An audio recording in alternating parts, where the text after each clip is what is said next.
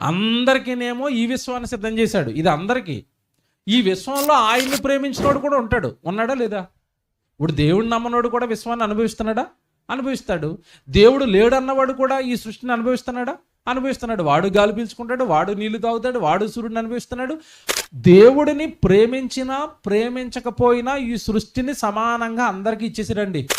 ఇది అందరికీ. ఆయన్ని ప్రేమించినోడు కూడా ఇది అనుభవిస్తాడు.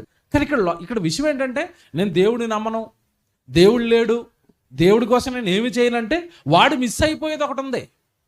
ఏం మిస్ అయిపోతున్నాడంటే, దేవుడిని కనుక తిరిగి ప్రేమిస్తే అలా ప్రేమించి చచ్చిపోయిన వాళ్ళందరికీ కూడా దేవుడు మరొకటి సిద్ధం చేస్తున్నాడట.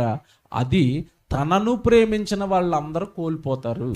ఆయన దగ్గరకు వచ్చి కూడా మళ్ళీ చెప్తున్నాడు, మనమేమి తన పర భేదాలు ఉండవు దేవుడికి. ఆయన దగ్గరకు వచ్చి నేను దేవుడిని నమ్ముతాను తప్ప దేవుడిని ప్రేమించను, దేవుడి కోసం ఏమి చేయను అంటే మనం కూడా మిస్ అయిపోతాం. ఆయన సిద్ధపరుస్తున్నది మనం కూడా మిస్ అయిపోతాం.